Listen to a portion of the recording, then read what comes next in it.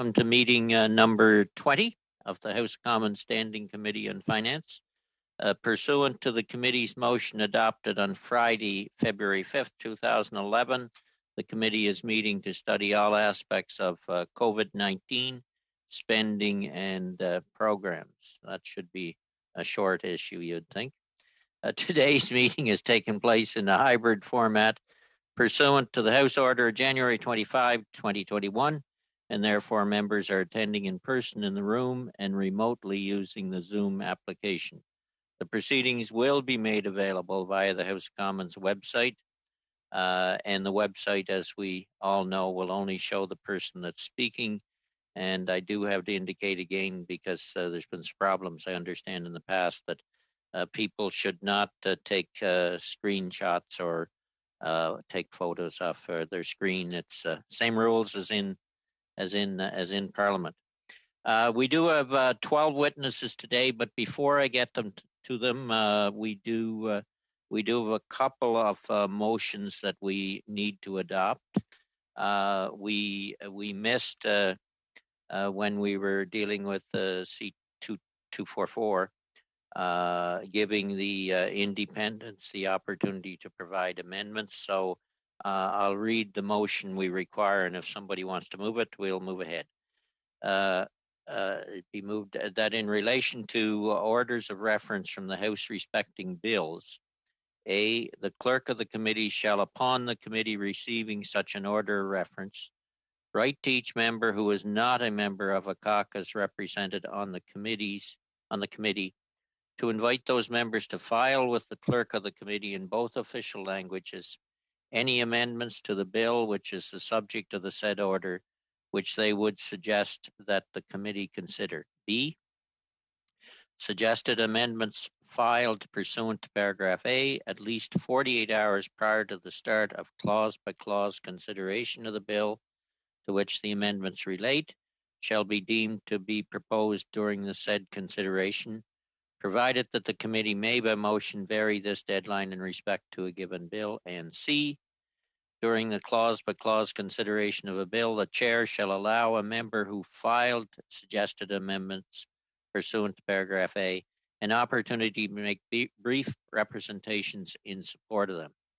And point 2, that's it. That's the motion. Does somebody want to move that? Moved by Gabriel or Mr. St. Marie. All those in favor? Any opposition? Then that motion is carried. Thank you. And the second motion we need to deal with is a budget for dealing with the study of Bill C-224. Gabriel's not a very expensive guy because we're only asking for $1,275 for this study. Does somebody want to move that budget? Moved by Julie. Or Ms. Zerowitz. All those in favor? No opposition. Then that is carried. And we'll move on to witnesses. I believe everyone has the witness list before them. Canadian Revenue Agency, Mr. Vermaten, Assistant Commissioner, been here many, many times. Mr. Gallivan, Assistant Commissioner. From the Department of Employment and Social Development, if you could just raise your hand so people know who we are. Alicia Ram, who's Associate Assistant Deputy Minister. Mr. Groen, Senior Assistant Deputy Minister. Mr. Perlman, Chief Financial Officer and Senior Assistant Deputy Minister. And Atwick Raman, sorry on the name, Acting Assistant Deputy Minister, Learning Branch. From the Department of Finance, we have Tershahara Williams. There you are up top. Thank you. On my screen. Galen Countryman. And I have the rest of you here somewhere. So I can find my paperwork. Evelyn Dancy, Associate Assistant Deputy Minister. Soren Halverson, who's I think just on video. No, Frank Vermitten on video. Associate Deputy Minister. Alison McDermott, welcome. Associate Assistant Deputy Minister. Mr. Jean Vanovic, Associate Assistant Deputy Minister. Okay, that's who we have. I don't know if there's any opening presentations, or we're just, you'll have to let me know. Has anybody got an opening, Ms. McDermott? Yeah, just to confirm, we thought we would just go straight to questions. Thanks. All right, that's very good. So we will start with questions with the lineup on the first round. 6 minutes will be Mr. Kelly, Mr. Fraser, Mr. St. Marie, and Mr. Julian. Floor is yours, Pat.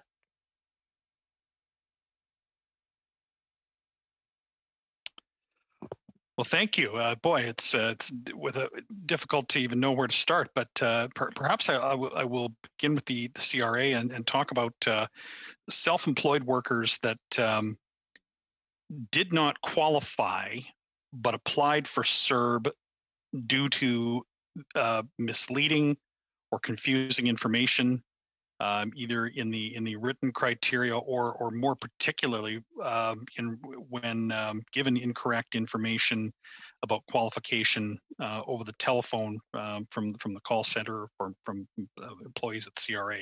So do you know how many workers? Can you quantify this number of people?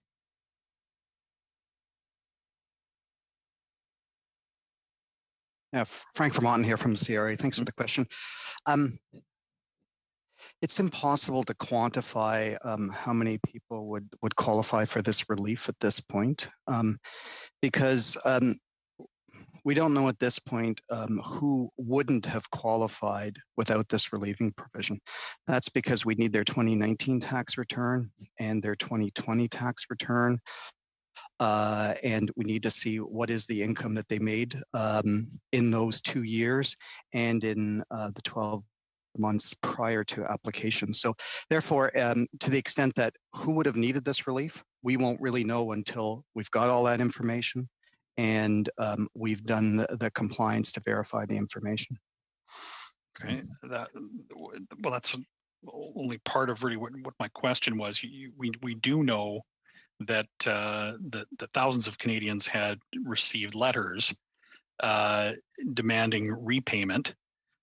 We know that some of the people that received those letters thought that they did in fact qualify, and many even called and spoke directly to employees at the CRA and were given either it came away from those conversations misled about their eligibility for the program. Do you have any numbers you can give to the committee about that?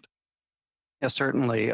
So just I do want to just clarify in terms of getting incomplete information or not correct information. That certainly was very early in the pandemic as we're rolling out these programs very quickly.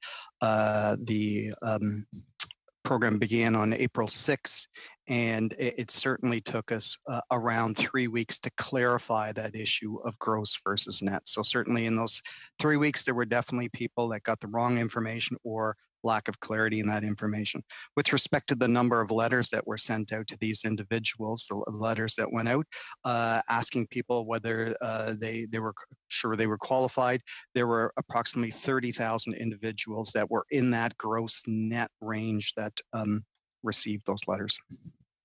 Okay, these are people that based on filing that you past filings you knew to be not the agency knew did not qualify and therefore sent the letter. Well, it's not quite as clear as that. It's not that we said they didn't qualify. It's that they may not qualify. And remember, at the time the letters were sent out, all we had was the 2019 tax return.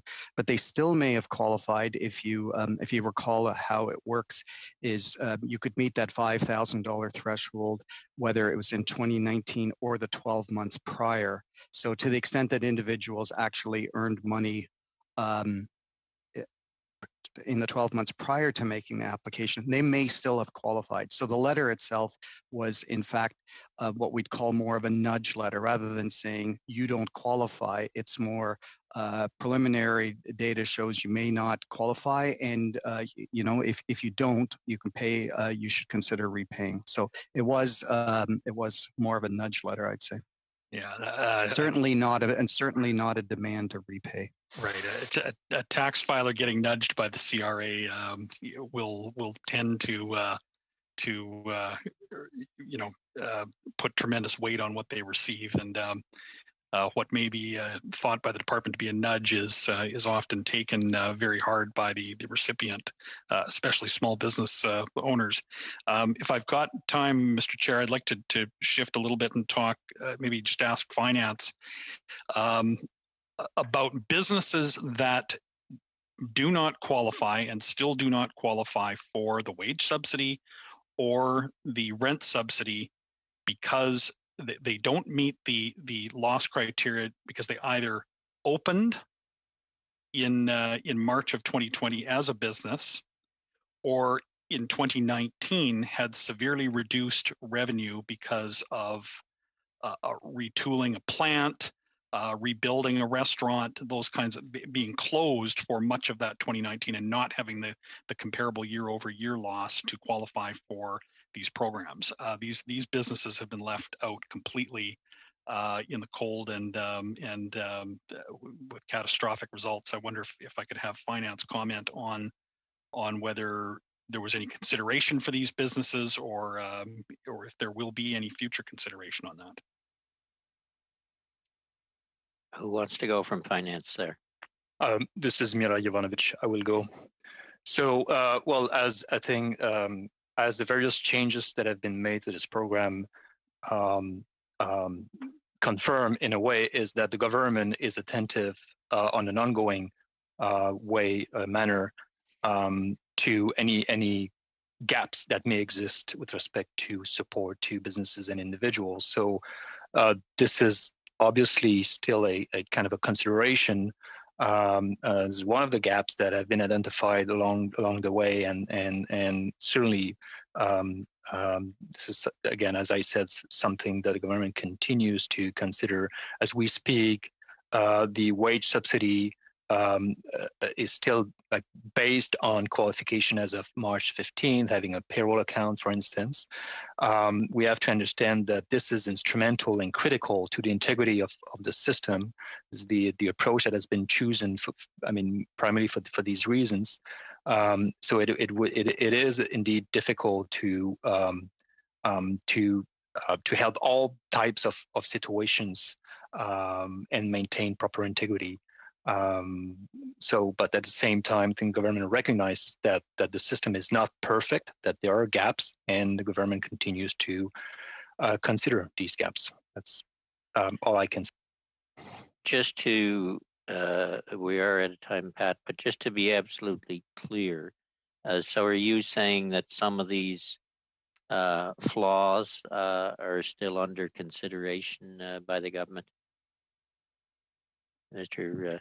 Basically, well, I'm saying that the government has never really stopped considering how best to adjust support, the various support programs, to make sure that businesses, individuals are supported to the best of the government's ability. Okay, thank you. That is an issue that I think we all as members are getting some calls on, and we do know it's complicated. So I'll turn to Mr. Fraser. Before I do, I just want to remind members that the Library of Parliament has prepared a fairly substantive document on the programs and the expenditures. So if you have that available to you, it'll be helpful. Mr. Fraser. Thank you very much, Mr. Chair. And before I get into my questions, I want to start with a message of thanks. I don't think many people appreciate the work that the public service has put in to develop many of the emergency measures that have supported Canadians, particularly in the early days of the pandemic, to have seen behind the curtain to some degree. I just want to say that your effort was noted and so greatly appreciated. There are people in my community who were able to keep food on the table and a roof over their head because of the work that you've done. So please, on behalf of people who live in Central Nova, I want you to know how appreciated your work has been. I want to ask a question to start off on where we might be had some of these emergencies not been advanced. I mean, a year ago, no one knew what the coronavirus was, except for the snippets we were starting to see on TV. But Mr. Chair, I think we've got somebody jumping in. I think Pat needs to mute his microphone. Yeah. Pat, can you hear us, Pat Kelly? Can you hear us, Pat? There you go. Great. Sorry about that. No, I was just on a roll too. No, Mr. Chair, I hope you'll indulge me with the few seconds that we lost there. But it wasn't much more than a year ago that the coronavirus was first on the international radar. Obviously, as we got into March and April last year, it became the only thing anybody was talking about. I remember in those early days taking calls from people who didn't know where their next paycheck was going to come from, were worried about losing their home, from businesses that were worried about keeping the doors open or workers on the payroll. Just a quick summary of some of the main programs that people may be familiar with. CERB helped almost 9 million people so far. The student CERB, hundreds of thousands more. The wage subsidy, keeping over 4.5 million Canadians on the payroll, and CEBA and the Regional Relief and Recovery Fund, together nearly 1 million businesses supported. Although I hear a lot about sort of the quality of life people were able to maintain because these supports were coming in, I'm wondering if you have any quantitative data on the actual impact of these measures and where we would have been had these measures not been advanced in a timely way to help keep people and businesses afloat during the emergency. Who wants to take that? Hello, I can just say a little, other than I'm reaching for my notes from the estimate, because we certainly did, from the fall economic statement, we did quite a bit of analysis to try to estimate those impacts. And for example, if you look at page 38 of our fall economic statement, we have some estimates of how the real GDP and the unemployment rate would have been different on very significant magnitude in our estimation in the absence of some of the support. So, for example, I have direct support measures are expected to result in economic activity. Allison, I hate to interrupt, but can you pull, Allison, can you pull your mic up just a little or down, up or down? You're popping. I apologize. That's not a problem. Is that a little bit better there? Yeah, that's okay. Great. So we estimate, for example, economic activity being about 4.5% higher in 2020 and 4.5% higher in 2021 compared to a scenario that would have occurred in the absence of that support measure. So we estimate that translates into about 1.2 million full-time equivalent jobs protected as a result of these. And of course, you know, these are just rough estimates, but we know that the impacts are significant.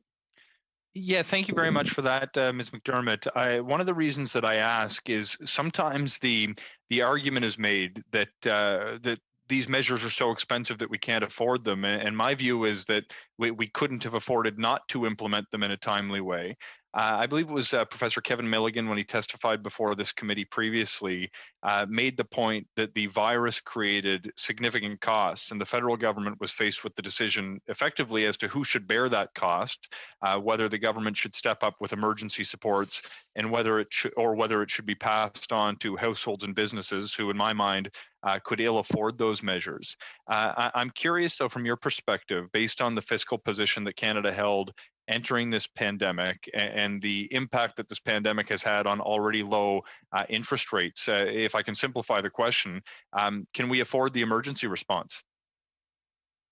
Well, you're absolutely right that interest rates are at an all-time low, and that certainly makes these kinds of investments a lot less costly than they would otherwise be.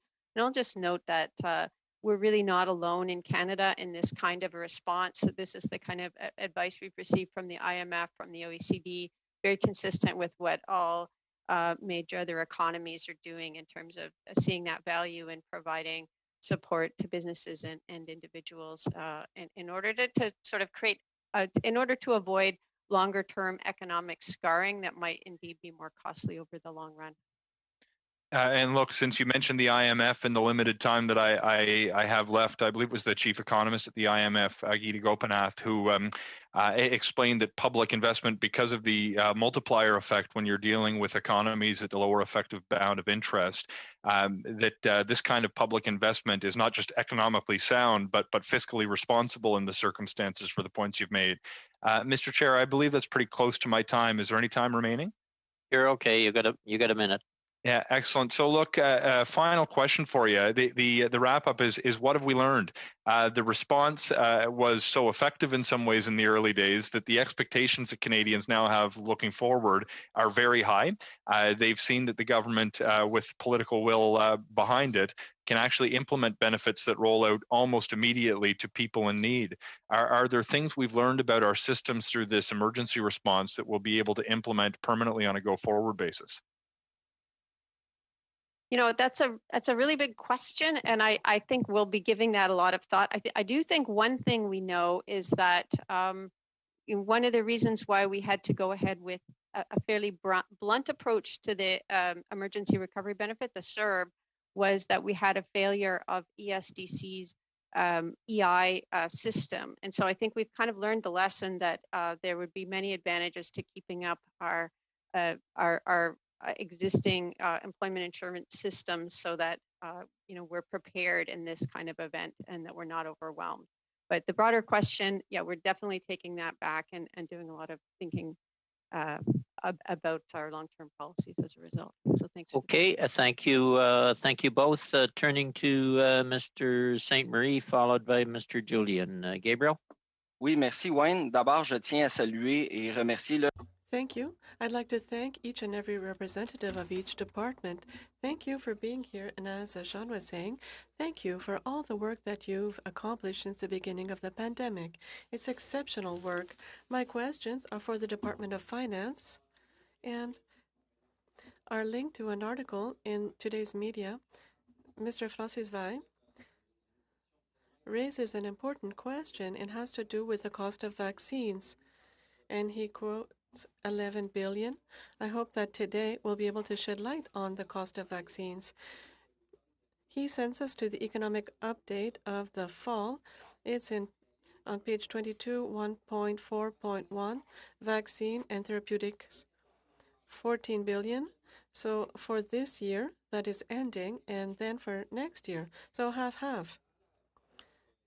In the first category, support to medical research and vaccine development, 1 billion.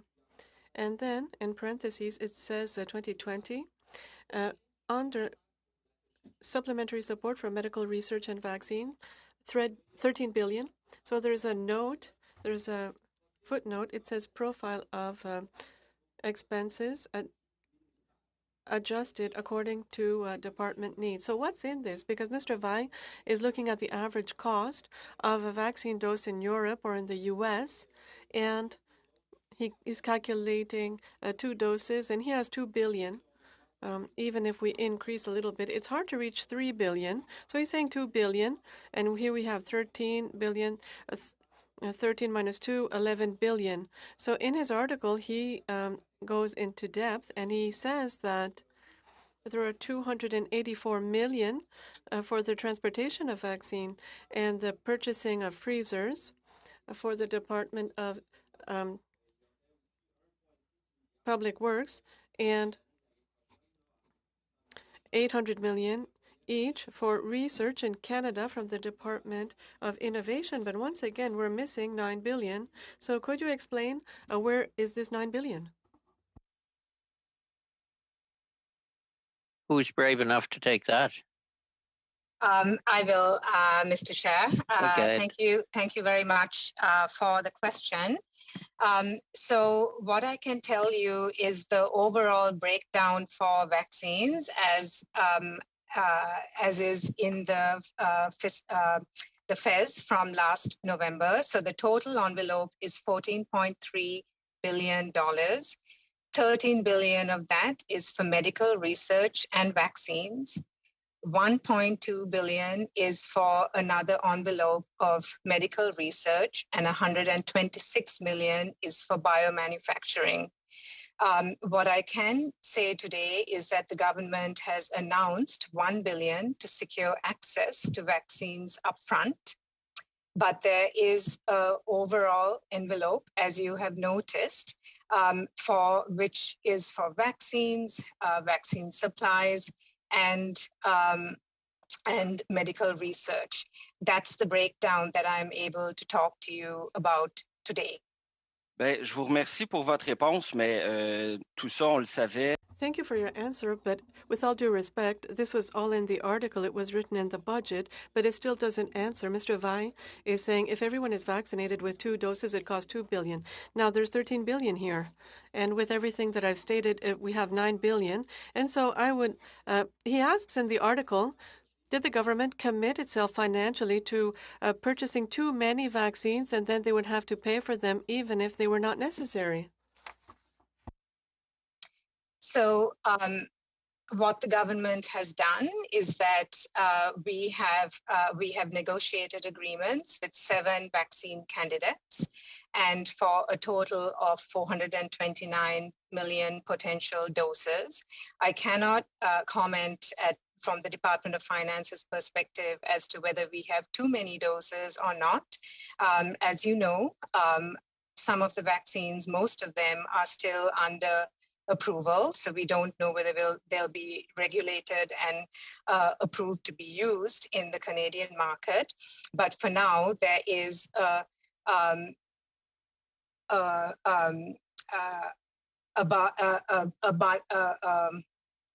an inventory, a pot of money that has been set aside for vaccine procurement and for vaccine supplies. And right now, what we can talk about publicly is the 1 billion that has been allocated to secure access to upfront vaccines from these 7 companies. Bon, je vous remercie. Donc, je suis content de savoir qu'il y a le 1 milliard qui a été annoncé.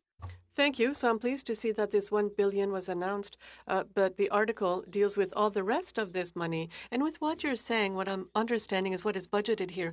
This additional 13 billion is to cover all the doses from these 7 pharma companies. So the government chose to budget this. Am I understanding this correctly? If not, what is this 13 billion?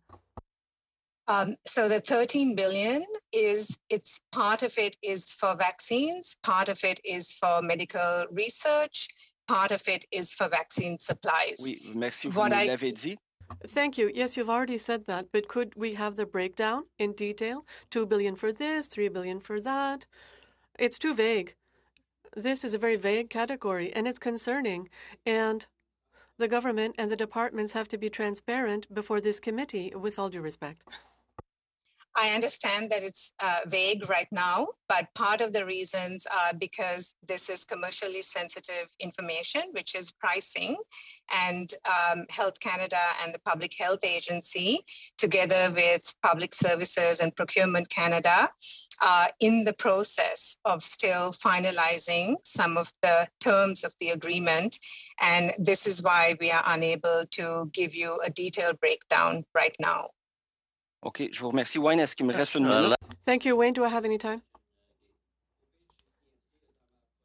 So I might come back to this later, but in my opinion, from my point of view, it's very important that the committee be able to understand what is behind this mystery and this budgetary envelope. I understand that we are being broadcast and there can be sensitive issues, but I would like to know if we can have an in-camera meeting to have the details of this, to have the detail for this $13 billion. We would like to have the breakdown to understand this so that government and the departments can be totally transparent with regards to the committee. Thank you. Okay, thank you all. Turning then to Mr. Julian, who will be followed by Mr. Falk. Peter? Thanks, Mr. Chair, and thanks to our dedicated public servants. We appreciate deeply your dedication during this pandemic, and we hope that you and your families continue to remain safe and healthy during this very difficult time. And we appreciate your availability today. I'll get right into it. First off, I would like to say an in-camera session on the distribution of vaccine contracts is something that I support as well. And I'd like to start off with questions around the CERB repayment. It wasn't considered as a nudge by my constituents. People who received the payment, the bills at the end of December, stating that they owed money on CERB repayment, thousands of dollars. People took as almost catastrophic in terms of their personal finances as they struggle to put food on the table through the pandemic. And the government eventually relented a few days ago and said that self-employed people don't have to make that CERB repayment because it was essentially redefining the category. I'd like to know how many Canadians who received that payment notice in December are still not covered by the exemption for the self-employed that was announced in February.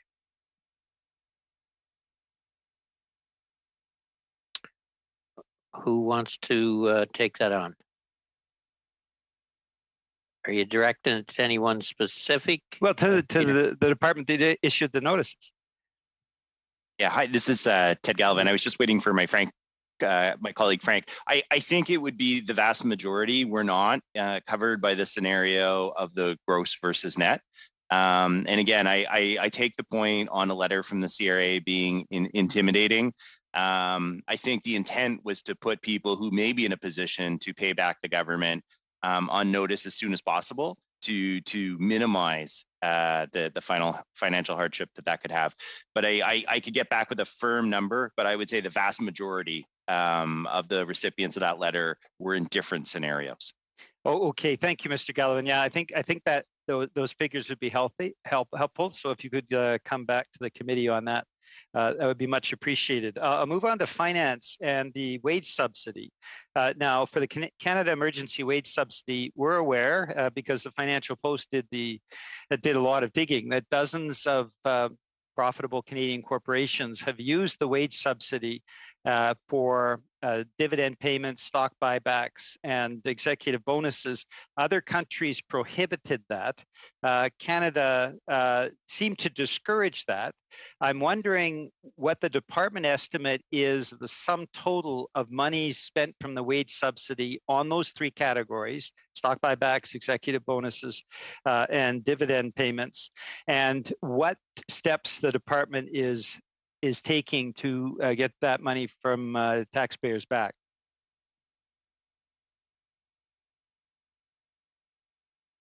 We're open to whoever wants to go. Yep. I will take that question. Thank you for the question. So with respect to your first question as to the estimate of the total of the queues that have been used to pay dividend or do share buyback, well, we do not have that estimate, and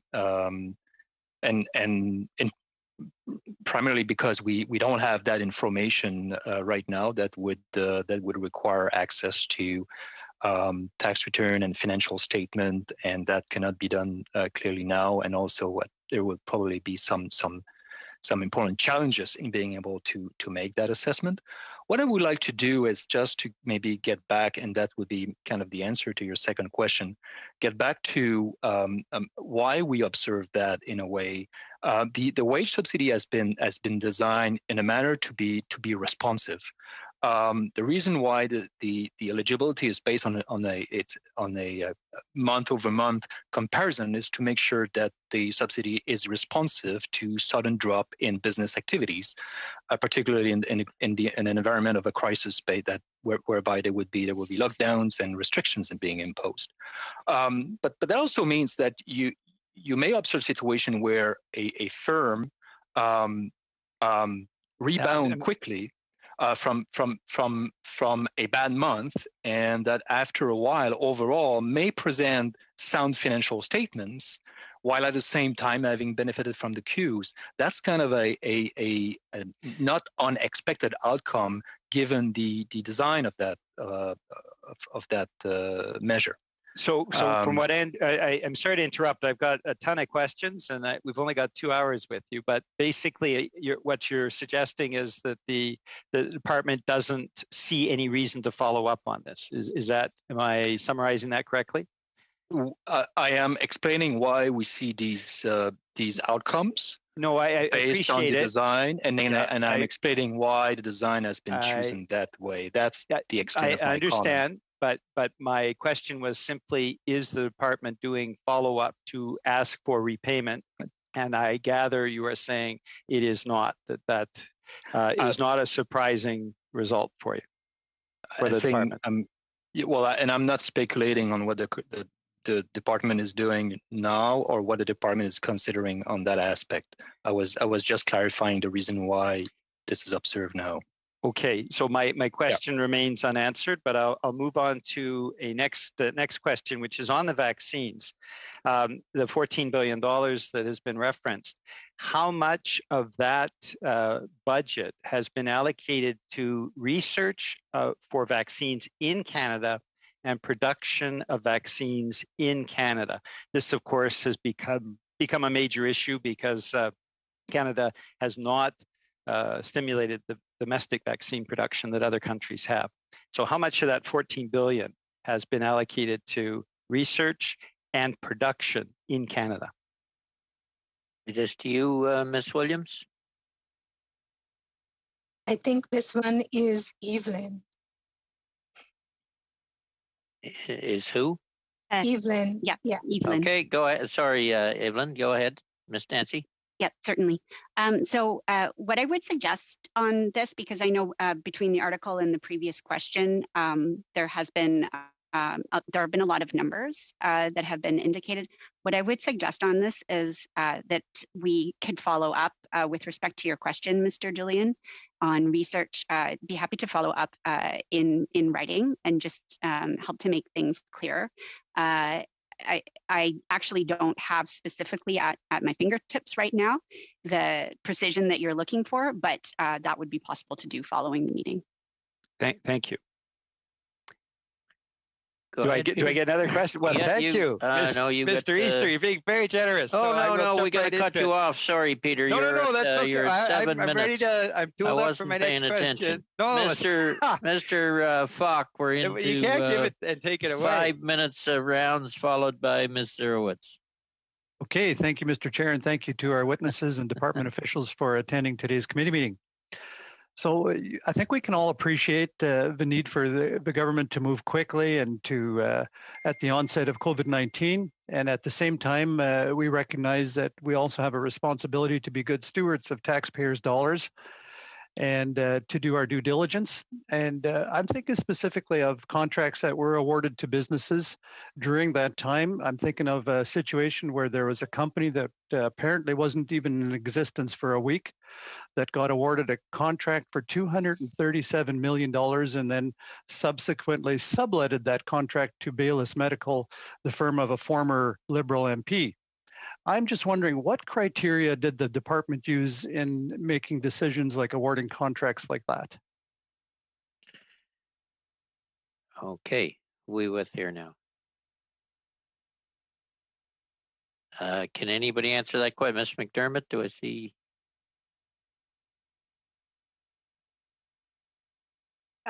If no one else from my department can answer at this time, we can try to follow up. I'm not personally familiar with that particular issue. It's a specific contract. So yeah, if you certainly could get back to us. Go ahead, Ted. Okay, so there's no answer coming at the moment on that question. Is that correct? I don't see anybody volunteering an answer. Okay, that's okay. Thanks, Mr. Chairman. And you know, we also know from the labor force survey that back in March we lost initially 1 million jobs. During the month of April, we lost another 2 million, And then subsequent to that, the report shows that there was about another 2.5 million Canadians that had reduced hours to about half of what they would typically work. So that's about 5.5 million Canadians with either no work or reduced work. But we know that there were about 7.8 million Canadians that applied for the CERB. Can you comment just on the discrepancy between those two numbers?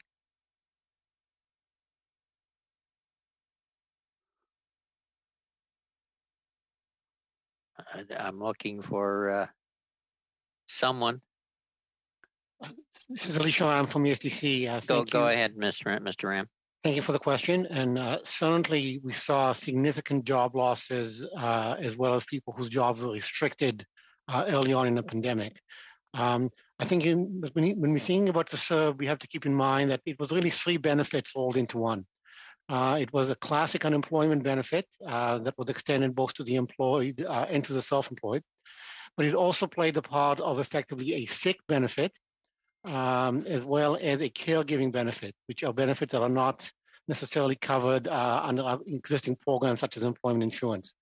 So when we know that people who applied for the CERB applied for a variety of different reasons, some of them because of job loss or because of income loss due to the impact of the pandemic, but others were applying because they were under quarantine, they were under isolation, or because their job was still there, but they had to stay home to look after children because schools were closed as well as other care facilities. So I suspect that a big part of the discrepancy that you're pointing to has to do with that particular diversity in terms of the reasons people were applying for the benefit. Okay, that's a very good answer. Thank you. So in instances where where the department suspected fraud, how was that handled? So, of course, the CERB was delivered by both Service Canada and by the Canada Revenue Agency. And we've worked very, very closely together to use the best information available to us. We know, of course, that the CERB was based on an attestation basis. And that was a very deliberate choice that was made at the outset to ensure that we were able to get benefits out to people as quickly as possible. Effectively, what that meant is that many of the typical integrity measures that we take at the outset when we decide, for example, whether someone is eligible for employment insurance were not done at the outset. In fact, we were relying on people to tell us that they were eligible with the expectation that integrity measures would take place at the back end. And so we've certainly used techniques including large number theory and other measures to identify situations where people were clearly defrauding the system. However, I suspect that in the vast majority of cases where individuals will be found to have not been eligible, it will be due to essentially honest mistakes. And so we certainly are looking at the numbers. As we know, letters have already gone out in some cases in situations where we can't tell whether someone was eligible or not, and we're looking for additional information. And more will be known, as my colleague has already explained, when the 2020 tax information comes in. Okay, thank you. Mr. Chair, how much? Very quick one, Ted. Okay, thank you. Former Parliamentary Budget Officer Kevin Page said of the fall economic update, "It's impossible to read. I've done this for years and I can't follow the money." Can you folks outline how your departments keep tabs on the amount of money that's being spent?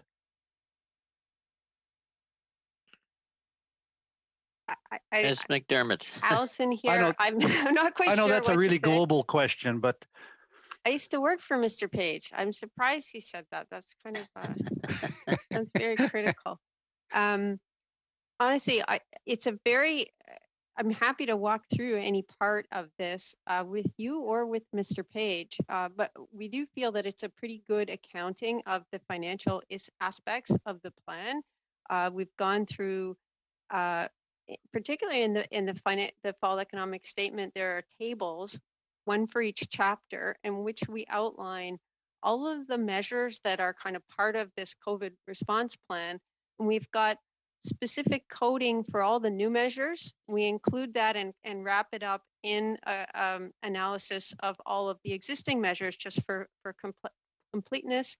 We show the impact value We show the accrual value, like the financial costs and how it will be reflected in our public accounts if we end up being accurate in terms of the costs. And that's all consistent with how we show our summary statement of transactions, where we show what that means for the overall aggregate fiscal situation. So just to briefly interrupt, you're confident that you're accurately tracking the money? Of course, we're continuing to update this. We feel that at the time of the FES, we put out the most accurate information we had, and we're continuing to work on updating that. And we'll put out a budget at some point in the spring, and we will have updated figures at that time. Okay, thank you all. Then turning to Ms. Zerowitz, followed by Mr. St. Marie. Ms. Zerowitz. Thank you so much, Mr. Chair. And I also want to start off by thanking all three departments for your hard work and for your amazing service to Canadians during this unprecedented time. Thank you. My first question, I have sort of two completely different sets of questions. I know a lot of the emergency funding was provided to the provinces.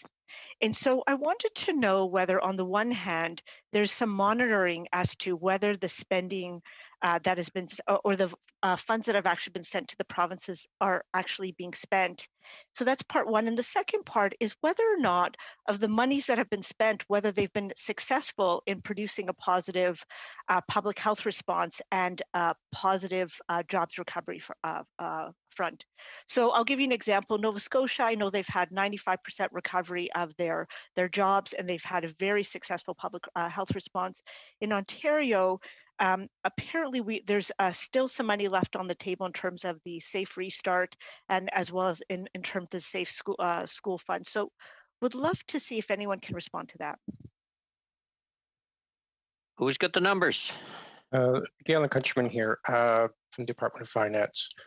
So on the question of transfers to the provinces, so a number of programs, you're quite right, where there was funds given to directly to the provinces and territories to support them in the fight against COVID-19. Perhaps the principal one among them you mentioned was the Safe Restart Agreement. There's also the Safe Return to Class Fund. So that funding for example, the Safe Return to Class Fund, it went out in two installments, one in the end of September and one just a couple of weeks ago, in fact. The Safe Restart Agreement, most of the money has flowed to the provinces and territories. That was about $12.2 billion has flowed to them already. But in those cases, there was letters that were submitted from the Premier to the Prime Minister. So Mr. Countryman, sorry to interrupt, just because I don't have a lot of time. Are we monitoring whether the funds are actually being spent? And then are we actually, of the monies that are being spent, are we actually sort of trying to determine whether or not there's a correlation with a positive public health response and or a jobs recovery? I think the short answer is that once the money has flowed to the province, it's in the provincial treasury and they are responsible for the spending. And so we do not have a direct line of sight. Okay. We have what their intentions were as they submitted, but we don't have a follow-up mechanism afterwards, no. And we're not following whether or not they're actually spending the money in the areas that we've asked them to spend the money, the PPE, the, control, the public health measures, that kind of thing. Yeah, the reporting requirements are fairly light on the first circle and Safe Restart. Safe Return to Class Fund, there was some generally high-level reporting from the provinces on what they spent in the first tranche and their plans for spending in the second tranche. But in general, there's as a general rule, like there's very little line of sight as to how they spent the money and when they spent it. Okay, I appreciate that. Thank you so much. My next question is about the Canada Sickness Recovery Benefit. I'm not sure who the right person is, but can someone just explain how the Canadian Recovery Sickness Benefit was designed and how it was intended to complement and fill existing gaps in sick leave provisions for Canadians? Who can talk to that? I can. Thank you for the question. Again, Alicia, I am from ESDC. So the sickness benefit, as you know, came out of the conversation with the provinces under the Safe Restart Agreement. And the concern that was expressed at the time was that once the CERB was wound down, there were going to be Canadians who don't have access to paid sick leave. And the concern was that without access to that leave, individuals will have an incentive to ignore symptoms or to go to work because they needed income to survive. And so the Canada Recovery Sickness Benefit was designed to be as flexible as possible in order to avoid that problem. And the way we did it is that it's effectively a universal benefit for individuals who have minimum labor market attachment, which was defined in the same $5,000 way as we originally defined it to serve. And so if you have that income and you are required to self-isolate or you acquire the virus, you're allowed to take the benefit, and we don't ask whether or not you've got other forms of sick benefit available to you. So if you have sickness from your employer, if you have an entitlement to EI sick benefits, you don't have to take those benefits first. However, we do require that you not be receiving multiple benefits for the same period of time. So you can be claiming EI sickness and the recovery sickness benefit for the same period of time. But if you do have more than one benefit available, you actually have the choice as to which one you want to take first.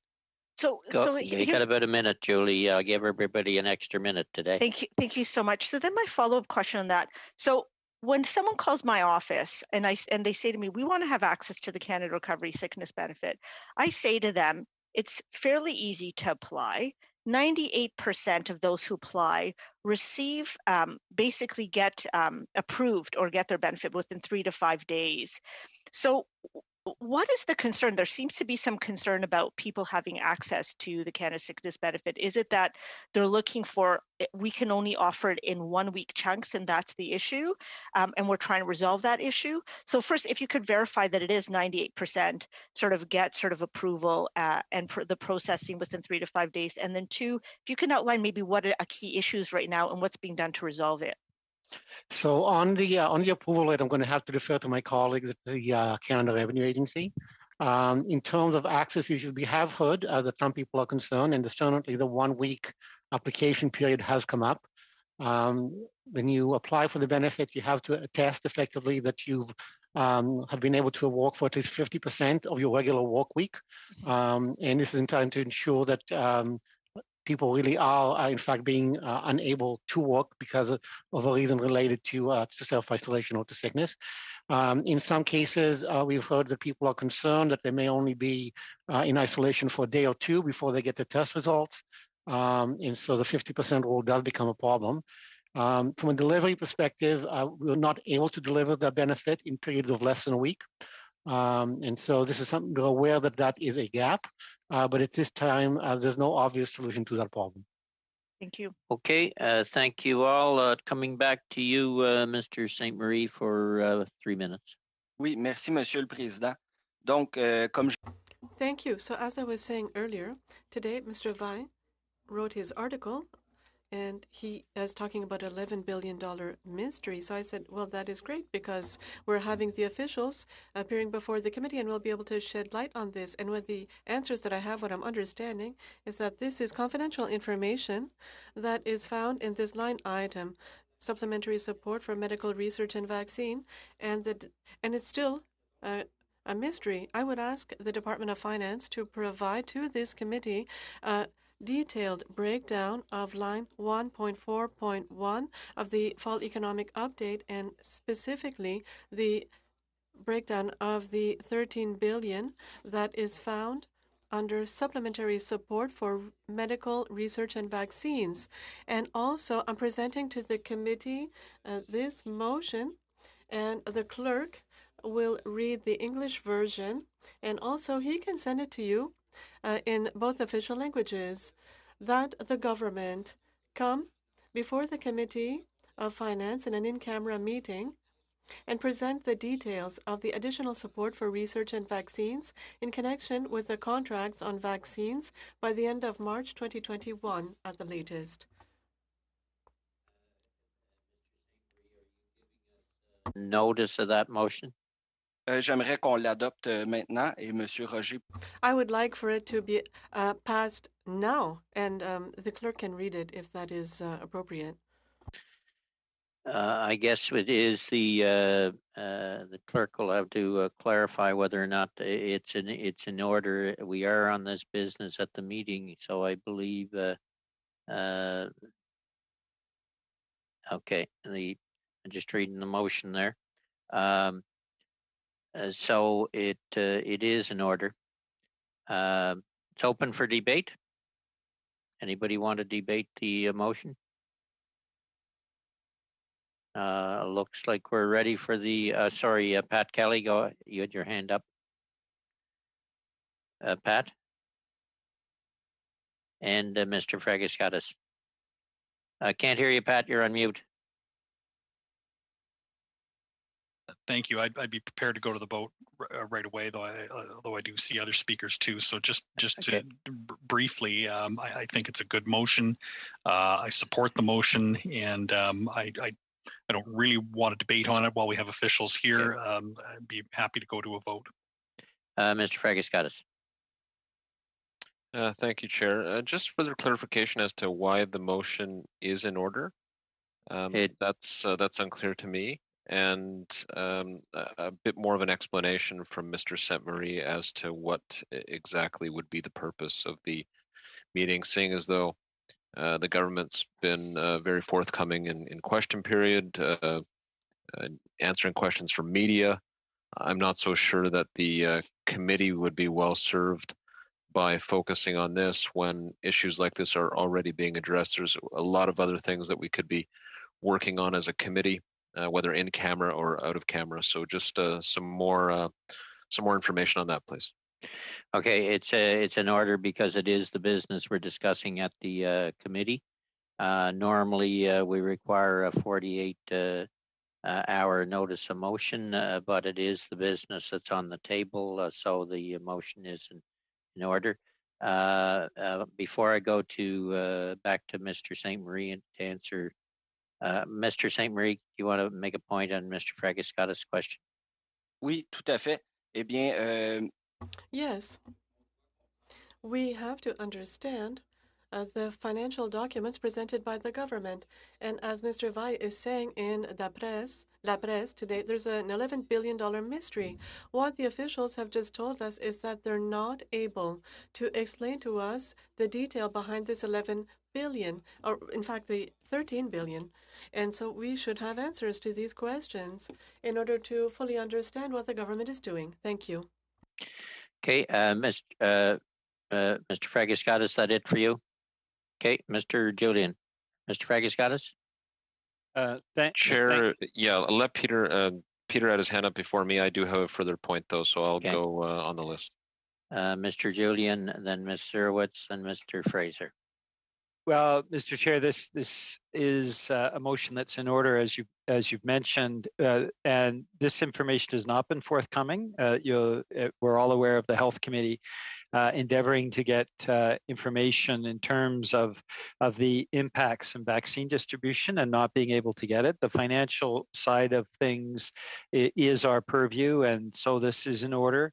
I certainly support it. I hope it won't be filibustered. I think we should just proceed to a vote. Thank you. I have Ms. Zurwitz, and then Mr. Fraser, and then Mr. Fragiskatis, and then Mr. McLeod. Ms. Zurwitz. Thank you so much, Mr. Chair. I just wasn't clear in terms of this motion. My understanding is there is another committee that might be looking at this. I think maybe the Health Committee. And I think my other thing is just from a financial perspective. It seems like we are studying right now the finances. We are looking at the vaccines. We are able to ask questions about it. So I guess I just need to clarify a little bit more from Mr. Sainte-Marie. Is it that you're just feeling that we need more details about the actual contracts and the details about exactly how much we have spent for each of the detailed vaccine contracts? If maybe you could talk a little bit more about specifically what information you feel that this motion is going to get us to that we are not able to cover under the current motion right now. Mr. Sainte-Marie. Oui, donc, ben... Yes. So thank you for this question. I think that this is appropriate for the Committee of Finance because it's directly related to the economic update of last fall. 1.4.1, it says additional support for research and vaccines, 13 billion. And we're told that these are the needs. And then we have the officials that say we can't tell you exactly what this is. We're not able to do so. So in my opinion, the government must be transparent and with regards to parliamentarians. So I would like to have a meeting. I understand if this is confidential, then this information could be provided in camera. Thank you. Thank you. Just so I'm clear, it is an in-camera meeting you're asking for, right? St. Marie. Who did I have next? Mr. Fraser, then Mr. Fragaskatis, and Mr. McLeod. Yeah, Mr. Chair, I'm just wondering while we get the witnesses here, if we can have this conversation at the end of the meeting once we wrap up the questioning for members. Is that a possible thing to discuss at the end of the meeting? It's if Mr. St. Marie wants to table it until 15 minutes before the end of the meeting, we could do that. Oui, parfait. Yes, that's great. Thank you. I agree. All right. Then we'll come back to Mr. St. Marie. Did you have anything unquiet? I guess your 3 minutes is up. C'est ça, je pense que j'ai dépassé mon 2 minutes 50. Merci. Yes, I've gone over my time. 3 minutes. Thanks, Mr. Chair, and look forward to our discussion. I want to come back and appreciate everyone being here to answer these questions. When we look at the Library of Parliament document, it talks about liquidity supports of $600 billion. Now, when the Office of the Superintendent of Financial Institutions came before us last summer, they stipulated that the overall level of liquidity supports to Canada's big banks was about $750 billion. The banking sector, of course, has reaped enormous profits during this pandemic of $30 billion to date. So I'm asking the Department of Finance, can they explain the difference between the $600 billion and the $750 billion in liquidity supports? These are enormous amounts, unprecedented in Canadian history, going to the banking sector. There wasn't any quid pro quo asked for.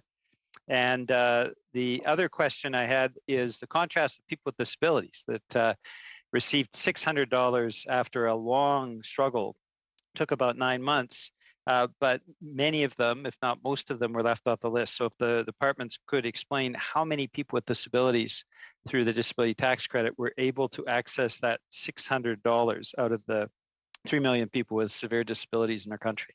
So those are my two questions. Who wants to take them? Mr. Chair, it's Soren Halverson. I'll take the first part. The second part, I believe it'll be one of my colleagues that will need to take. When it comes to the specific crosswalk that the honourable member is looking for between the two numbers that he quoted, we will need to come back on that. I'm not familiar with the second number, but I just want to emphasize that those numbers, the build to those numbers, I hope it's well understood. They don't represent a financial transfer to the financial institutions in question. So it specifically, a very large element of that number refers to changes in the rules or the guidelines rather that the regulator puts onto banks, and so it in fact is intended to allow banks to lend more, which they did in the early stages of the pandemic crisis, and so it's not a cash number. It represents items that are different in nature from a financial perspective, and I think it's just worth noting that. It is a socialization of the risk, and we still have the privatization of the profits, the $30 billion I mentioned. But if you could get back to us, that would be terrific. And on the issue of people with disabilities and the one-time payment. I could take that one just for Go the ahead, numbers. Mr. Perlman. Thank you. So to date, about 1.7 million Canadians with disabilities were issued a payment with a total value of just over $790 million. There's going to be one more final batch of payments going out in the spring to about 40,000 more for all the persons with disabilities that submitted their application by December 31st, 2020. Sorry, when would that be coming out? It's coming out in the spring. I don't have the exact date, but it's I think we're targeting April Yes, for that one to go. That is correct. It is April. Yep. Okay, okay. Peter, that's it. Then turning to Mr. Lawrence, followed by Mr. McLeod. Mr. Lawrence. Perfect. Thank you very much. Thank you, Mr. Chair. And I would also like to congratulate, as many of the other members have, on our very hardworking civil service. I suspect many of you have not had the opportunity to catch up on the sleep that you lost in the spring there. So thank you very much for all of your efforts. I really do appreciate it. Just want to go over, so Mr. Fraser talked a little bit about the supports that have been put in place, and I want to, of course, put on the record that Conservatives were there to help the government get supports to Canadians. In particular, we pushed to get to 75% wage subsidy from the initial 10%. Mr. Lawrence, your mic is up over your head. Can you? No, okay, there. Pull it there. You're coming in not through there. Okay, perfect. Are we a little better now? Yep. Perfect. I want to look at some of the results, and quite frankly, I'm a little bit concerned. So when we look at the unemployment, could someone please tell me whether Canada has a lower or higher unemployment than the United States? Ms. McDermott? Yeah, there's some differences in the way we define unemployment, but yeah, our rates are higher generally than the. How about the United Kingdom? I Lower or see higher?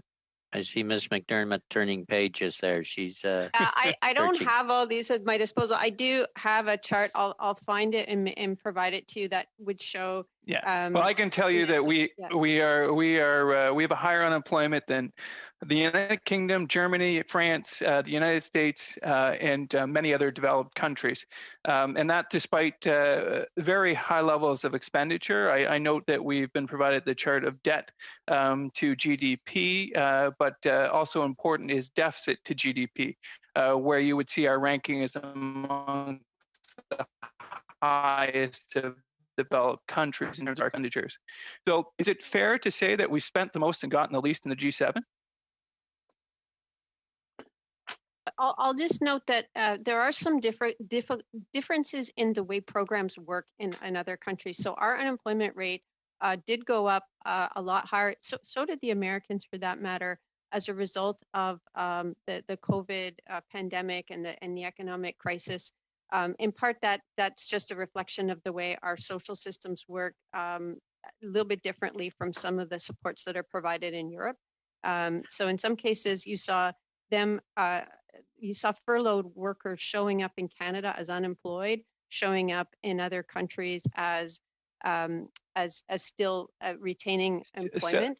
So I apologize. I just got a limited amount of time, and they said I do appreciate all your efforts, and I realize that there will be idiosyncrasies in how we all measure things a little bit differently. But overall, there's a pretty clear picture that emerges that we have higher unemployment than the G7 average, higher unemployment than most of the countries in the G7, higher unemployment than a lot of the countries in G20, higher unemployment than the average across the European Union. So I think addressing those to specific idiosyncrasies probably isn't fair.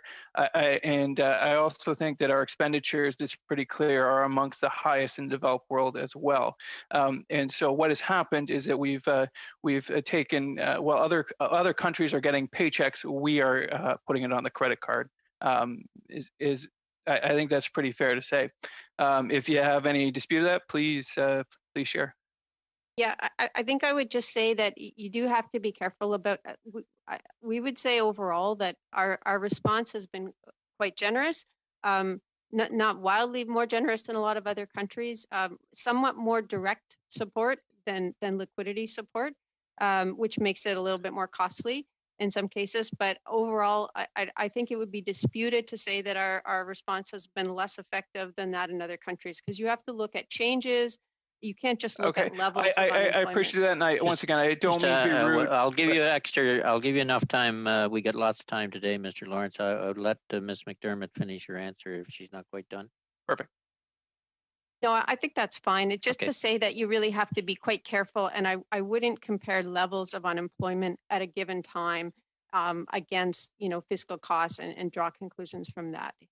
Well, Okay, I would. Mr. Lawrence. I would, and I think that's the way the most of the world works, and the way economists work is that they look at the unemployment, and quite frankly, families and Canadians would, as we see that there are so many Canadians who $2,000 is just not enough for a Canadian family to get by on. They don't want government handouts; they want paychecks, and we need to get paychecks back to Canada. And I think that response, by having unemployment higher than the EU, higher than most of the G7, higher than most of the G20, tells us that the results are not what we need here in Canada. Canadians need paychecks, not credit card debt.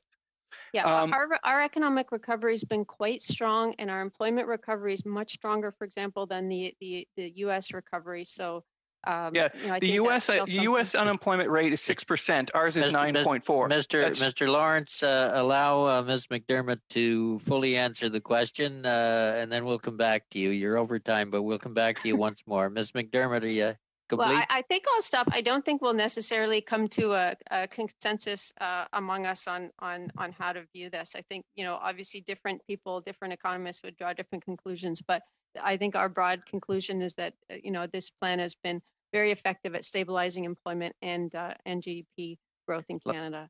Last question, Mr. Lawrence. Yeah, so just a change subject, but a quick one, and I do appreciate the chair's gracious time. And so with respect to, I actually had to deliver food out to a family in my riding personally because they were waiting. They had got caught in the vortex of applying between EDSC and CRA and those systems not working. And so they have a legitimate claim to CRB. CRA says so, but because of the systems in between it, they have to enter it manually. How much longer, how many more families have to go without food until we get that software corrected? Who's the software specialist here, Mr. Yanovich? No, I see you leaning ahead. You're going to avoid that one. Who wants to take it? Any software specialist, or is it just go ahead, Mr. Groen? Thank you very much. I certainly would not characterize myself as a software specialist, but I will be able to answer that question. CRA and Service Canada, we do exchange data because we need to ensure that people are only receiving either one of the recovery benefits or the employment insurance benefit. So we do exchange data between our two departments to ensure that that there is not that situation. We are aware that there are a number of clients who are experiencing some delays because of that data exchange. We are actually working very closely with CRA, addressing it, and the vast majority of any individuals that were affected, those issues have been addressed, and any remaining ones we are doing as quickly as we can, and it is certainly a high priority of ours. So thank you very much. Okay, thank you. Then before I turn to Mr. McLeod on that very topic, and it's just, I'll just put a bee in your bonnet on this one because this was a new one to me that first came from an accounting firm, and then I got two more calls later today. And that is the filing time for the wage subsidy for the Qs. The deadline's a hard deadline of January 31st. In any event, this accounting firm missed the deadline of January 31st, and there is no process for late filing and paying a penalty. So it seems. So I sent the information on to representatives in CRA. They informed me that it wasn't their problem; it was finance. So that question is somewhere in your system, but I just give people a heads up that is probably a problem area that has to be addressed. The individual in this case who has the problem figures it'll cost him $97,000 if he is not able to file past the deadline, even if he has to pay a penalty. So it's just a bee in your bonnet for the moment to think about because the letter is in the system somewhere. Turning to you, Mr. McLeod, then 5 minutes. Thank you, Mr. Chair. First of all, I also want to say thanks to everybody that did all the hard work or continue to do all the hard work on the pandemic. I'm quite happy with the response from the government. And, you know, I think when we compare the government's response here in Canada to the United States, we also got to look at the rate of infection. And of course, we're quite a bit lower. And we also got to look at the number of deaths that have happened in the States and compared to Canada. Here in the Northwest Territories, we've been very lucky. The government of Canada and the government of Northwest Territories have worked very well together, and they've managed to keep the number of cases low. And in the Northwest Territories, we've not had anyone die from the virus, and it's given us more freedom. We can travel a little more within the territories. We've been able to keep our schools open. We've allowed some businesses to stay open. So I think everybody has to have a little bit of a pat on the back when it comes to this, and it's because we've worked so hard to support businesses and people and marginalized groups. We certainly acknowledge that the North is recognized as an area that needed attention. And recently, the government of Northwest Territories, the finance minister announced in her chambers that the government spent $156 million trying to address COVID. And out of that, $123 million came from the government of Canada. And for us, I think we are seeing very good unemployment rates here in the North. I was really surprised when I looked at the numbers under the Canada Emergency Business Account. We put out 4,400 loans worth $24 million. We under the Canada Emergency Wage Subsidy, there was 1,490 applications for $40 million in subsidies paid out to protect 2,960 jobs. The Canada Emergency Response Benefit, 12,000 residents claimed it. 2,380 people claimed the Canada Recovery Benefit, the sickness benefit. There were 760 people. So the numbers have been really good. And on top of that, we got Indigenous community support. So, you know, the implementation of the 7 new programs, those that I just mentioned, certainly I'm sure had an increase in calls to the centers. Can the people here talk about how much of an increase they've seen and how and what steps have they taken to address this extraordinary situation? Certainly. Mr. Groen. Certainly. Thank you very much, Chair, and thank you for the question. Yeah, I'm responsible for the employment insurance call centers as well as we did have a CERB call center that we implemented as well. Back when the pandemic first hit, the volume of calls that came into our call center were unprecedented. 10, 20, 30 times more calls being received in any specific day. Since March, we've implemented a number of measures. 2 main pieces I would flag is we invested a lot in our technology to actually increase people's ability to access our phone lines. Prior to that, there was significant blockage. People would just receive a busy signal. They weren't able to even get into our automated response. Through enhancements to technology, that situation no longer occurs. That has not been occurring since May of last year. Secondly, and most importantly, we've invested in a significant number of new call center agents.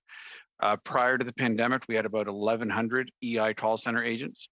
We're now, by the end of March, we will have over 3,000 EI call center agents, which has made a dramatic increase in the number of calls we were answering.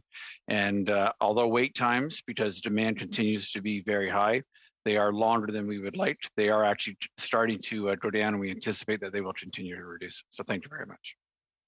Mr. McLeod. There's a question that's always being asked to me as a member of Parliament, and I think one of you touched on it a bit on how the CERB program had to kind of fill in for the EI system that couldn't handle an emergency such as this. Could you maybe walk us through the decision process behind the creation of the CERB? I think it's important for everybody to understand what was going on. Sure, thank you. And I'll start that off, and maybe colleagues might want to add to it. When the pandemic first hit back in March, regarding the EI program, we were closely watching our overall claim volume intake. And in the first 2 weeks of March, there was not actually much of a difference. But then that middle week of March, that is when claim volumes skyrocketed. We received in one day 87,000 new EI claims, which was by far the most we had ever received in one day, even going back into the global recession back to in the late 2000s. Then in subsequent days, we received over 180,000, 190,000. So when that started coming in, we knew our standard response would not have been adequate. And I would like to tie into the question about lessons learned that was answered earlier. I want to be clear, the EI system did not fail. But actually the measures that we took in implementing the CERB actually ensured that the EI system wouldn't fail. A key lesson learned was partnering with CRA and Service Canada as part of ESPC. We were key partners. We jointly delivered the program to ensure that it would be able to be adequately delivered and dramatically simplify the EI program. So therefore we did be able to take in those millions of applications that we received in late March and throughout April and then throughout the pandemic. Thank you. Thank you. We'll go to Mr. Fast next, followed by Ms. Petrakis. Mr. Fast, Ed? Yeah, thank you, Mr. Chair. And I just wanted to start off by building on comments that Mr. Fraser made early on. This was an historic support program that was rolled out.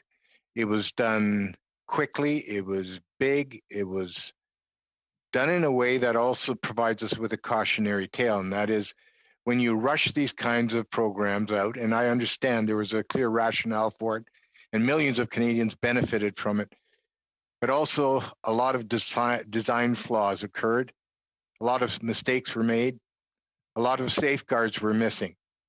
And my plea to the Liberal members of this committee is that please do not reject proper parliamentary oversight. The Deputy Prime Minister recently claimed that opposition parties, specifically our party, was delaying Bill C-14, which is the fall economic statement. We're talking about hundreds of billions of dollars of spending. We're talking about increasing, the debt ceiling to $1.8 trillion. And the suggestion is that the opposition members should simply step back and allow these programs and this funding to roll out without much oversight. That is wrong. And I think that there's some lessons to be learned from the mistakes that have been made, as we've discussed today, and as has been broadly discussed not only in Parliament, but across Canada. So my questions, first of all, who will be able to respond to a question on the Canada Recovery Sickness Benefit? Okay. Raise your question, Ed, and we'll all right. find someone. I think Alicia Ram is going to be answering this question. There were Canadians who traveled abroad, notwithstanding the fact that our public health authorities discouraged Canadians from traveling. When they returned, they had to quarantine. Is it true that this benefit actually was applied for by returning travelers, especially those who are on leisure travel? Mr. Ram? Well, I can't speak to the specifics whether or not people who were on leisure travel actually applied, because that was not information that we were collecting at the outset of the benefit. That has been pointed out, and the government has essentially announced that it's going to take measures to prevent that from happening going forward. That legislation has still not passed. Okay, and that legislation, when is it introduced? So legislation can be introduced quickly. However, I understand that there'll continue to be a negotiation in terms of the terms of that legislation. So you're telling me that right now, Canadians who've traveled abroad, despite health authorities asking them not to, when they return, they can still apply for the Canada Recovery Sickness Benefit? So the government has announced that that ability has been or will not be respected going back to, I don't remember the exact date, I think it's sometime in January. So that means that when the legislation is in fact introduced and passed, we will have the ability to deny those claims. Okay, thank you for that information. The Canada Emergency Business Account, I'd like to know the total number of businesses so far that have applied for that benefit. The 40,000 plus the 20,000 that was added on. Ms. McDermott, I believe, would have this one. Yeah, I think my colleague Soren Halverson might be able to answer that question. Okay, Mr. Halverson. Thanks. Yes, Mr. Chair. Halverson, go ahead.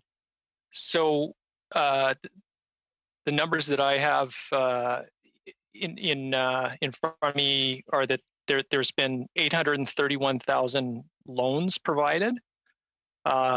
In terms of the number of applicants, I don't have that number. I can tell you that the approval rate is very high on that program, and I'd be happy to follow up with that information and provide it to the committee. And of course, a portion of that is forgivable, correct? Correct. And how much money has actually been paid out so far under that program? So approximately $43 billion. And do we know the rate at which the businesses that received the CEBA benefit, how many of those businesses actually went insolvent or bankrupt after that? We do not have that specific information. What I can tell you more generally is that the insolvency rates in Canada are extremely low, and our understanding of debt service, so ordinary debt service in financial institutions, is that arrears on loans are as low as they have been for a very, very long time. With regard to the CEBA program, there's the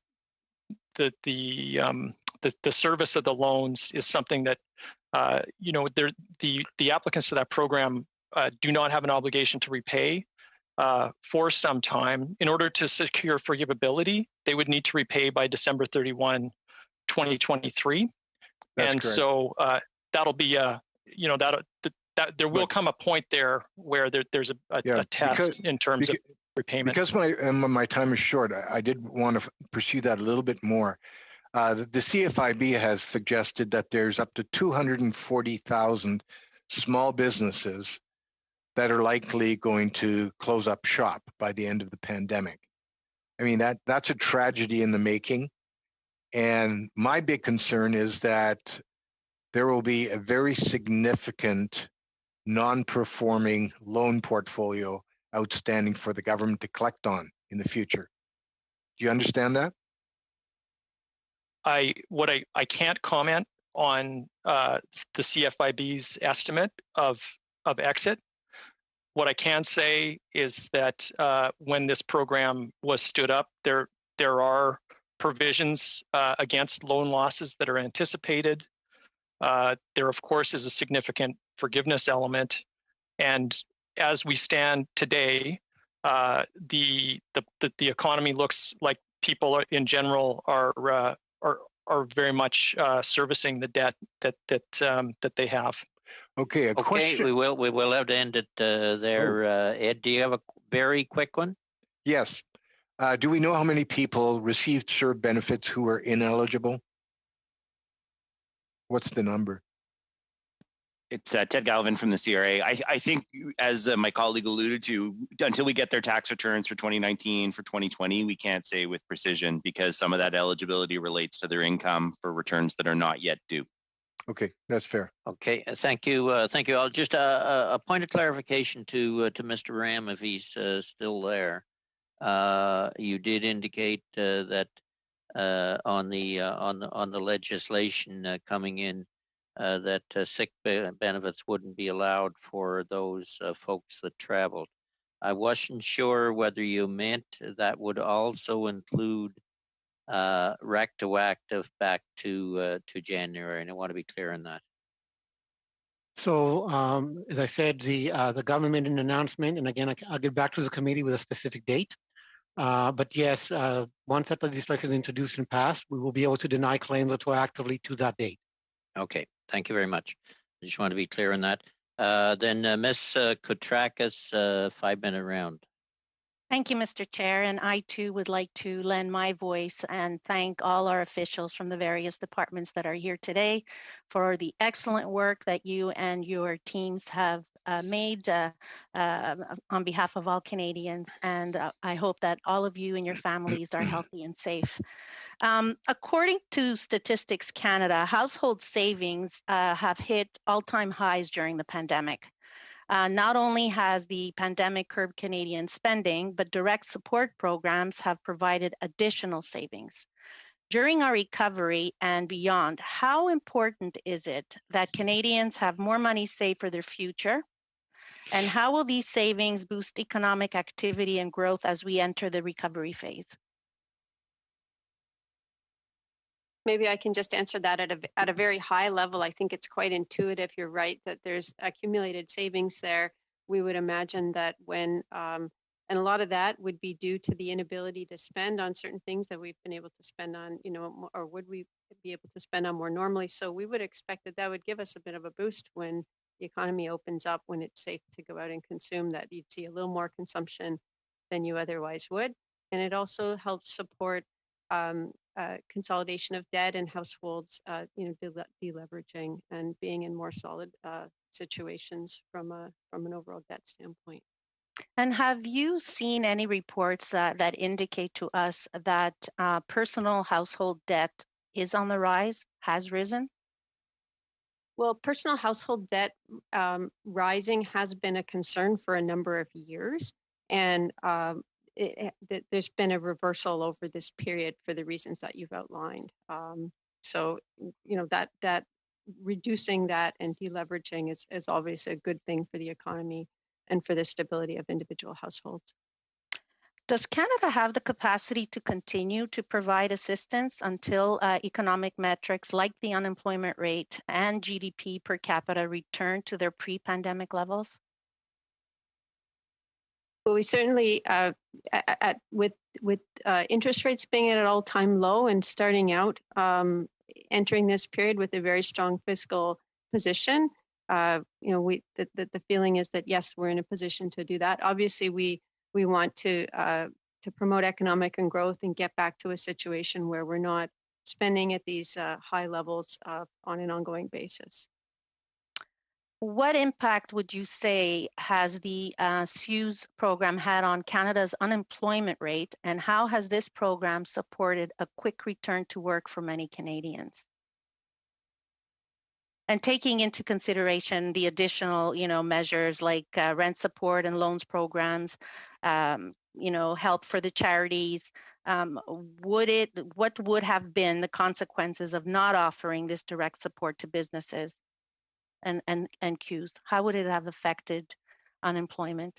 So earlier there was a question on the overall impacts of all of the measures, and so that answer I can give looked at them all as an aggregate. So I don't think, unless others on the line, maybe would have more to say about the specifics of the CEWS program vis-a-vis others, but those are the kinds of things we're looking at. I just don't have an answer off the top of my head, but very much the direction would be the same, right? That this is support that is obviously helpful for jobs and for retaining workers and avoiding scarring impacts on firms.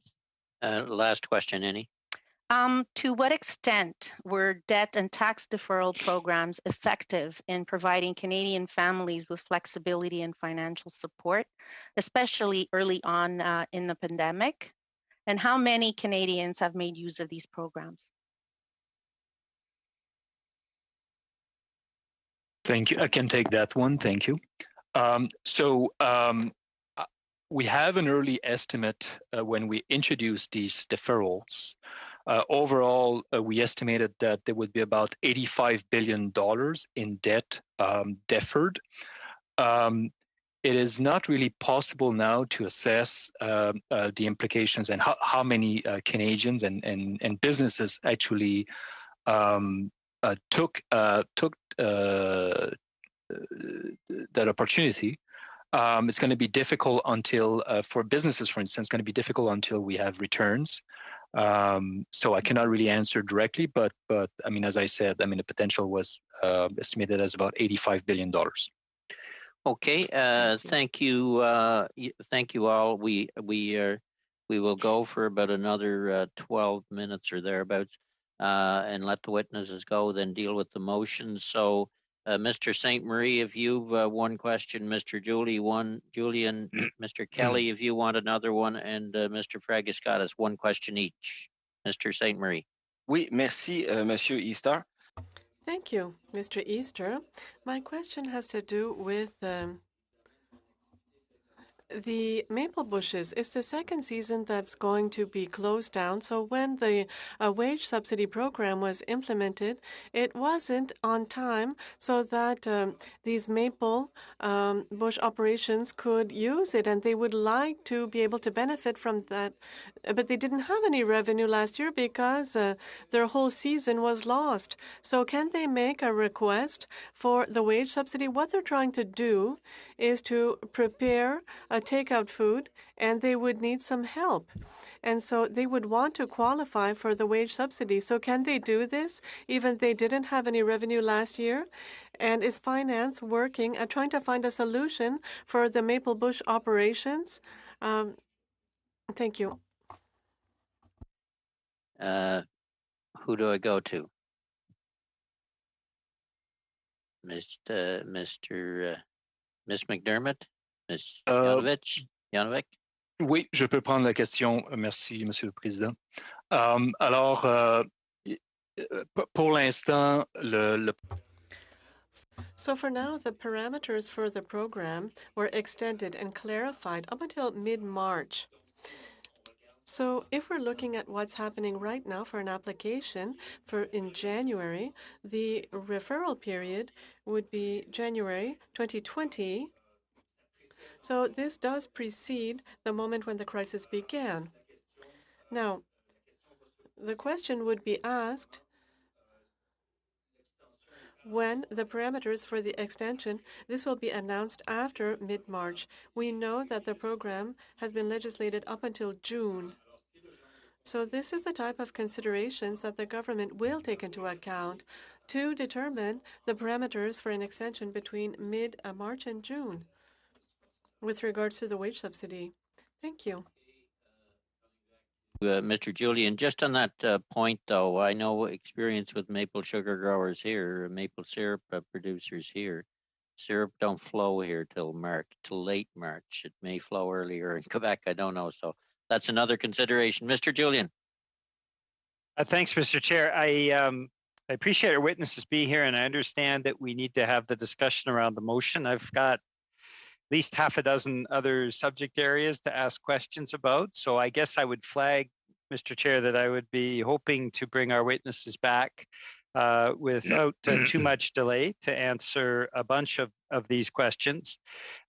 Since I've got one left, I will ask about the handing of a contract on Canada Emergency Rent Assistance Program to MCAP. And I'm interested in learning what was the process for that company engages in commercial mortgages receiving the Canada Emergency Rent Assistance Program administration contract. It was an $84 million contract, and how the stipulation was put into place, because originally, of course, it was for rent assistance that was tied to commercial mortgages. So there's a clear conflict of interest.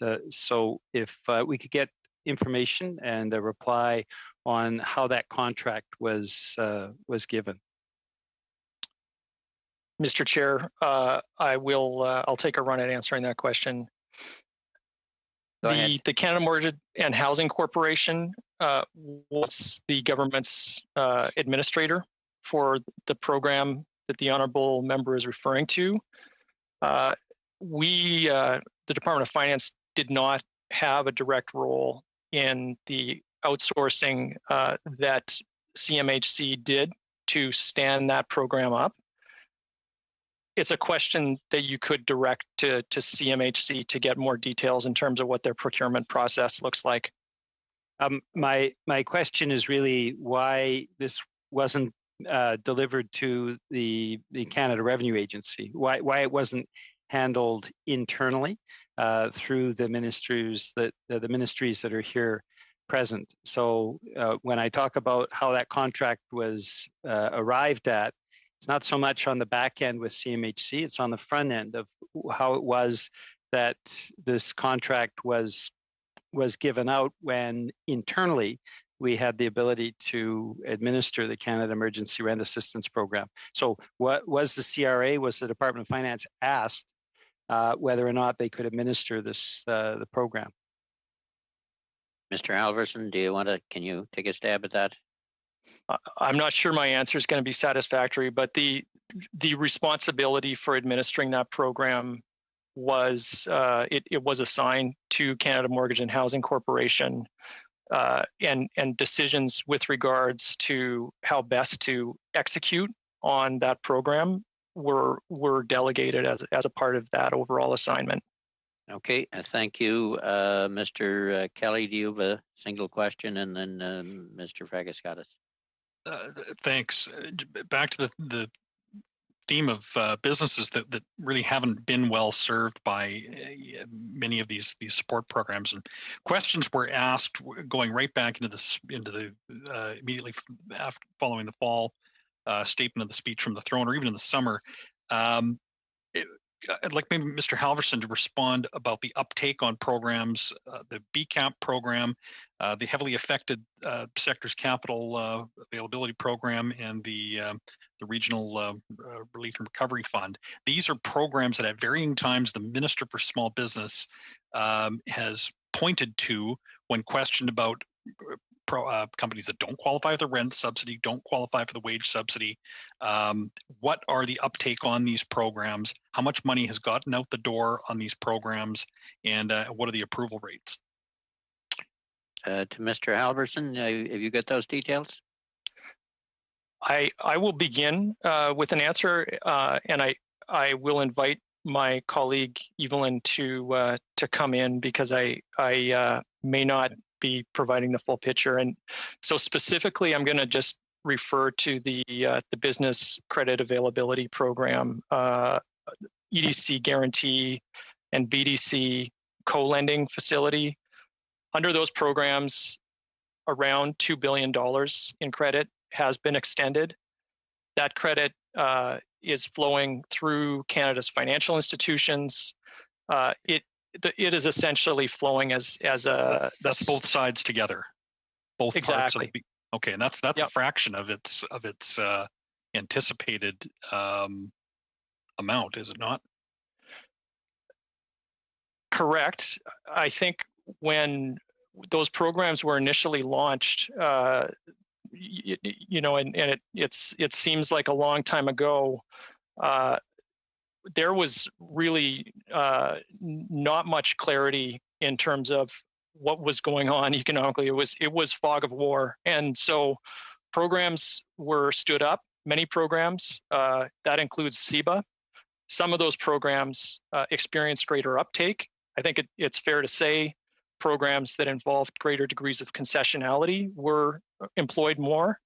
Programs such as the BDC Co-Lend and EDC Guarantee, which effectively function as a regular business loan, received less interest from businesses. Fair to say that those programs were kind of a dud then. We'll have to we'll give Ms. Dancy a question, and we may have to come back to this another day. Ms. Dancy, I want to get Mr. Fragaskatis on for one question. Ms. Dancy. All I wish to add on that question is just with respect to the HASCAP, that's the newer highly affected sectors credit program. That was just launched at the end of January. And so at this point, finance officials, I don't have information regarding take-up at my disposal, but that would be a reasonable question to have directed to the Business Development Bank of Canada. For the Regional Relief and Recovery Fund, that of course is a fund that has been topped up a couple times now by the government. It now stands at about $2 billion of funding that will be made available and is being made available. Once again, that is under the responsibility of another minister.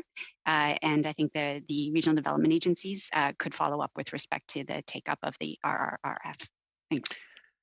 Okay, thank you. I guess that gives us some ideas on other witnesses. Mr. Fragaskatis. Thank you, Chair. Thank you to the witnesses for the outstanding work that they've been doing. I echo my colleagues in that regard, and thank you for being here today. My question is about the debt to GDP ratio. What is it currently for Canada, and how does that compare to previous periods in Canadian history? Take, for example, the mid-1990s and the early 2000s, if we could just compare to those points. Thank you very much. I see Ms. McDermott turning pages. We'll give you time, Ms. McDermott.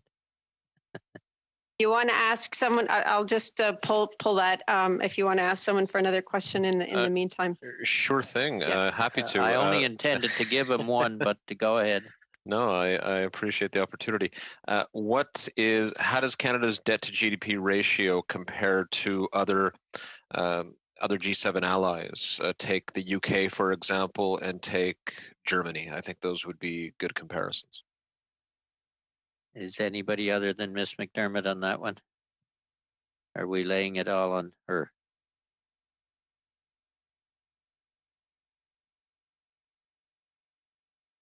It seems like it. I apologize, but I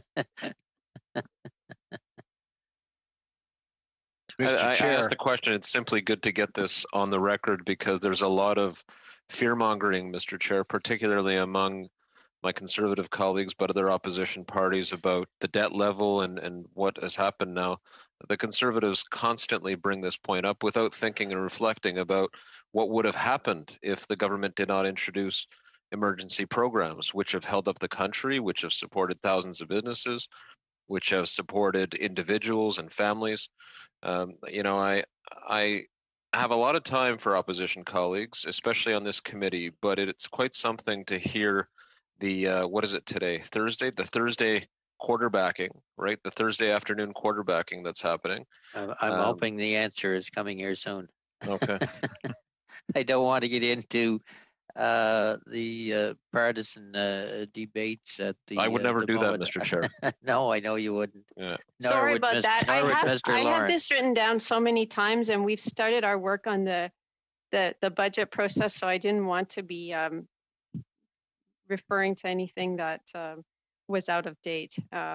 So the federal debt, and again, you may recall that in the fall economic statement, we showed some scenarios where we were allocating that $70 to $100 billion of fiscal stimulus because there were different scenarios, and we said we'll allocate, but we weren't actually incorporating it into the full fiscal situation. So I'm going to give you the figures that don't have that planned stimulus. So for the 2021 fiscal year, federal debt as a share of GDP, according to the statement, was 50.7.